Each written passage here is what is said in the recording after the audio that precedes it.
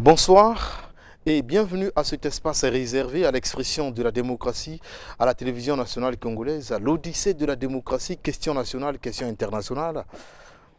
Chaque mercredi soir, nous sommes chez vous avec des invités spéciaux pour vous apporter la démocratie chez vous. Et ce soir, nous avons organisé un plateau spécial sur un thème révélateur, la santé politique du Congo de 1960 à 2013. Comme vous le savez, si notre pays a accédé au statut, de la République en 1958, c'est finalement en 1960 que le Congo est devenu véritablement indépendant avec un président et la première constitution a été adoptée en mars 61. Depuis lors, plusieurs gouvernements se sont succédés. Comment se porte le Congo? Où est-ce que nous allons? Sur ce plateau, nous avons 5 invités. De façon équilibrée, nous avons l'honorable Honoré Saï, il est député de l'Union panafricaine pour la démocratie sociale, donc de l'opposition. Ensuite, nous avons M. Jean-Marc Zita Aloni, il est porte-parole du CPR, Club Perspective et Réalité, ce parti proche de la majorité présidentielle. Ensuite, M. Jean-Pierre Bembo, il est juriste, puisque vous savez, l'histoire politique de notre pays est intimement liée aux différentes lois fondamentales, pour ne pas dire aux constitutions. Ensuite, Léon Juste Ibombo, il est politologue. Puis, nous avons M. Zabouna Gaspard, il est proche du ministre Nzon, président de l'Union de l'UPRN, l'ARD aujourd'hui. Bonsoir, chers invités. Bonsoir. La santé politique du Congo, honorable Assaï, je vais commencer par vous. Comment appréciez-vous le Congo en 53 ans d'indépendance? Écoutez, c'est exactement l'âge que j'ai en ce moment-ci. Waouh, quelle chance. Ben voilà, j'ai 53 ans, quoique né sitôt après la proclamation des indépendances. Lorsque vous demandez à parler de la santé d'un État, on ne sait jamais si c'est une sorte d'épistémologie politique qu'il faudra faire ou une autre vision, mais il est bien difficile aujourd'hui de parler en quelques minutes d'un état de santé qui par moment est la manifestation d'un corps bien portant et par autre la manifestation d'un corps aussi mal portant. Il s'agit d'un pays qui a connu ses hauts et ses bas, mais dont la trame a été émaillée quelquefois de moments heureux que de moments malheureux, avec de changements de constitution. Généralement, 3 grandes périodes ont marqué ce pays.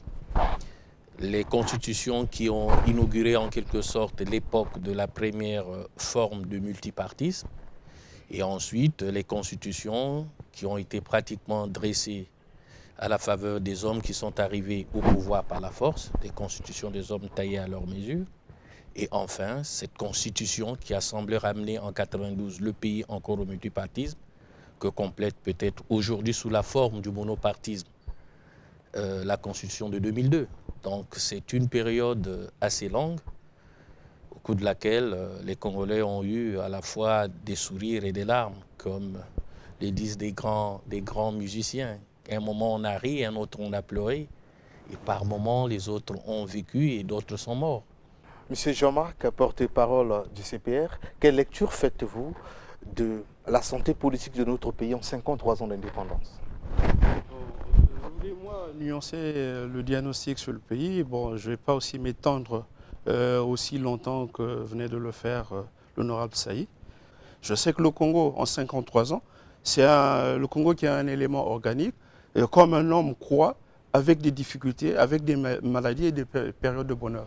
Donc, sur ce sujet, je crois qu'on aura des choses à dire. Monsieur Zabouna, vous qui êtes aussi militant de l'opposition, peut-être une lecture politique de notre pays en 53 ans d'indépendance? En 53 ans de l'indépendance du Congo, le Congo a connu 12 constitutions. À 7?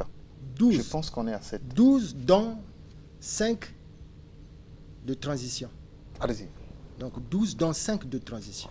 Donc si on fait la part des choses, notre pays connaît tous les 5 ans une constitution. Donc ça marque bien l'instabilité institutionnelle de notre pays. Et ce qui n'est pas normal pour l'avenir de ce pays. Et dans les visées de certains, ce n'est pas normal.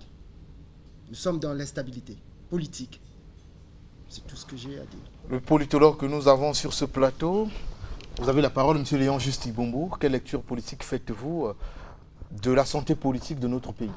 Merci Boris Leibara. Bon, quelle lecture je fais de la santé politique de la République du Congo? Je dois dire que le Congo vient de loin. Le Congo vient de loin, pourquoi? Parce qu'en 53 ans d'indépendance, nous avons connu beaucoup de crises. Et je crois que l'une des grandes crises que nous avons connues dans notre pays, hormis celle de 1959, c'est celle de 1997. Et c'est cette crise de 1997 qui a déstructuré, on va dire, toute la société congolaise. Donc une société qui n'avait plus d'horizon, qui ne pouvait même pas rêver. Parce qu'aujourd'hui, quand je vois le gouvernement se mettre à rêver de l'émergence d'ici 2025, ça veut dire que les bases sont quand même quelque part posées, solidement posées, parce qu'on ne peut pas parler de l'émergence s'il n'y a pas des bases qui sont posées. Donc je dirais qu'on vient de loin, et aujourd'hui, je crois que la vision que nous avons de notre pays, c'est d'aller encore en avant. Et quand on parle de plusieurs constitutions que nous avons connues dans notre pays, il ne faut pas seulement regarder du côté instabilité politique. Ça peut être aussi quelque part la recherche de meilleur ordonnancement. Parce que la constitution, en fait, c'est quoi?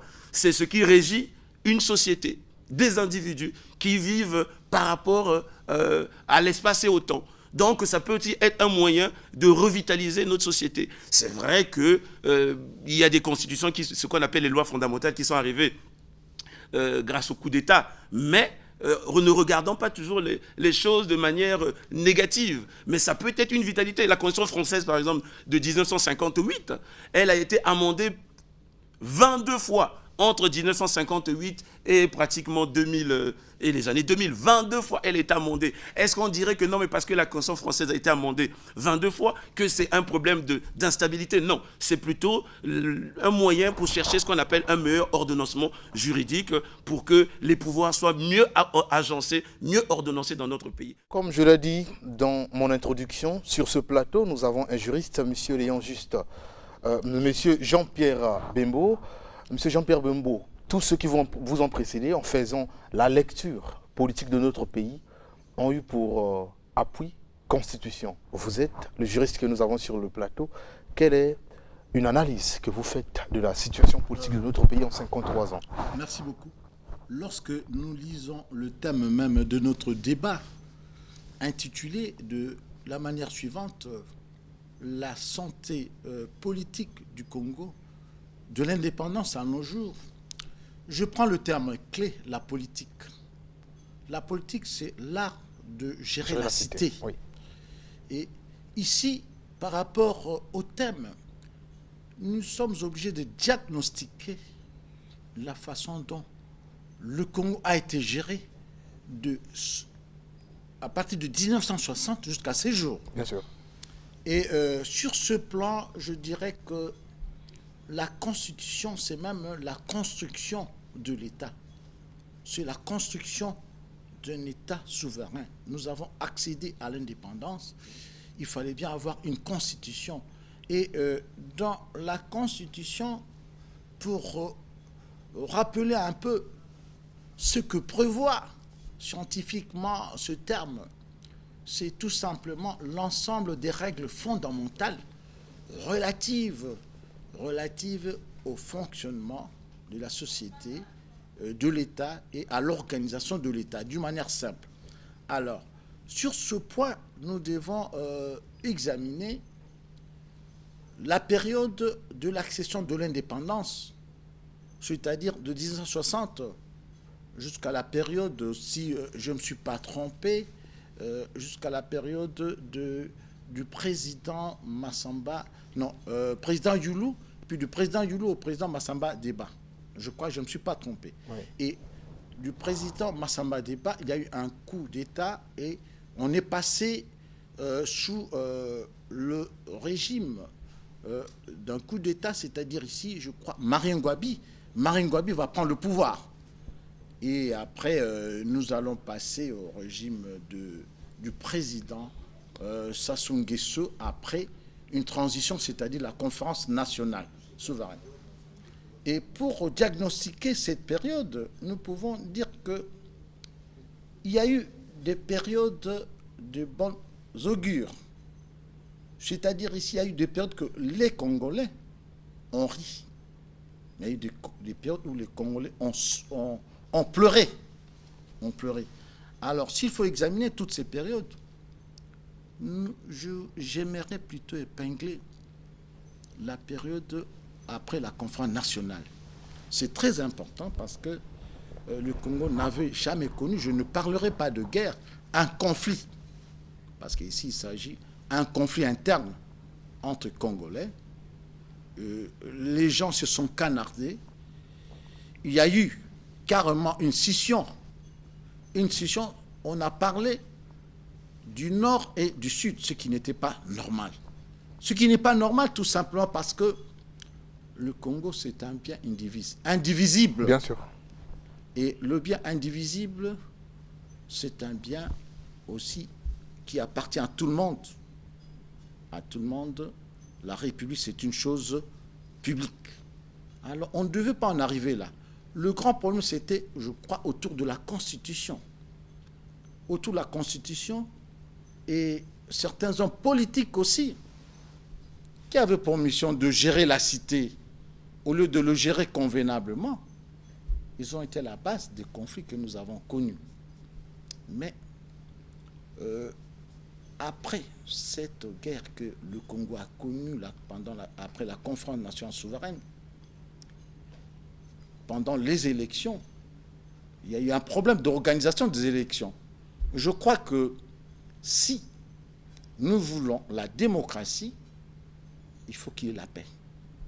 Et la paix, c'est un élément, un facteur très important pour qu'il y ait la démocratie. Monsieur Bembo, je vais revenir sur vous. Honorable Saï, tout à l'heure en suivant Monsieur Bembo et en suivant votre intervention, vous avez fait l'analyse politique de notre histoire en 3 parties. Est-ce que vous avez une partie de notre histoire où vous pensez que le pays a été prospère, où les affaires ont essayé de marcher et puis plus rien? Non, écoutez, je vous ai dit, si l'on peut faire une épistémologie de cette période, je ne prendrai position ni pour le bon ni pour le mauvais. Simplement parce que je suis heureux d'être en face d'un juriste et j'admire sa très belle cravate qui présente pratiquement les coloris du drapeau français. C'est très beau. Mais je veux simplement dire que nos constitutions elles-mêmes ont été tributaires de ce que l'on appelle le rationalisme. Nous n'avons pas eu des constitutions qui aient tiré leur essence de l'empirisme, du genre des Bill of Rights, comme ça se passe dans les démocraties anglo-saxonnes. Tout ce qui s'est passé dans notre pays, c'est du cartésianisme. C'est-à-dire qu'on a fini par mettre la ruse avant la réalité du pays. Ah bon? Oui. Mais pourquoi? Représentez-vous que de la période dont il parle, d'un l'abbé à un enseignant, que nous soyons passés des constitutions inspirées beaucoup plus du multipartisme vers une constitution dont l'essence réelle est la possession du pouvoir au bout du fusil. En termes de gouvernance, quand vous instaurez le nord, le sud, le centre, l'est et l'ouest, ça ne peut pas fragiliser la cohésion nationale? Non du tout. Parce que je sais simplement que le nord, le sud et l'est n'existent au Congo depuis un certain moment que sous la gestion géopolitique du pouvoir. Vous verrez, tous les gouvernements qui se sont succédés ont toujours tenté de résoudre les problèmes de manière géopolitique. De telle sorte que lorsqu'un premier ministre sort de quelque part, le président est d'autre part. Et cette géopolitique a fragilisé finalement les qualités. Nous n'avons toujours pas choisi dans la gestion de la chose publique des hommes de capacité et de qualité pour uniquement résoudre un problème géopolitique. Cette ontologie fait que la politique se structure au Congo en partant de certaines réalités. Il y en a qui sont des démembrements de ce que j'appelle le PPC, le parti pratiquement de formation littorale. Il y en a qui sont des démembrements du MSA. Il y en a qui sont des démembrements de l'UDDA. Et ensuite, certainement la nouvelle formation politique, l'UPADES, qui, regardez bien tous les accords politiques tels qu'on les passe, il y a facilité de trouver ceux qui ont des antériorités au MSA, à l'UDDA, au PPC, ont la facilité de se retrouver et passer des accords qu'on les passe si facilement avec le nouvel entrant que l'on appelle l'Union panafricaine pour la démocratie sociale. Donc toute cette histoire qui accompagne aussi certains préjugés historiques est de nature à fournir dans ce pays une certaine marche politique, eh bien, que nous assumons quelquefois en regardant l'immaturité de certaines des théories à partir de l'immaturité des faits historiques existants. Merci honorable. Monsieur Jean-Marc, porte-parole du CPR, est-ce que vous avez une période de satisfaction particulière où le Congo s'est ressaisi, le Congo s'est véritablement lancé sur la voie du développement par exemple, où le Congo s'est senti en paix? Bon, je sais pas si c'est pas un dogme, mais moi j'ai pensé que la souveraineté nationale, on ne la trouvait que dans la mesure où l'État, une nation prenait ses responsabilités. Mais comme vous savez, donc de ce point de vue, pour moi la période d'or, la période où la politique a connu son âge d'or, serait donc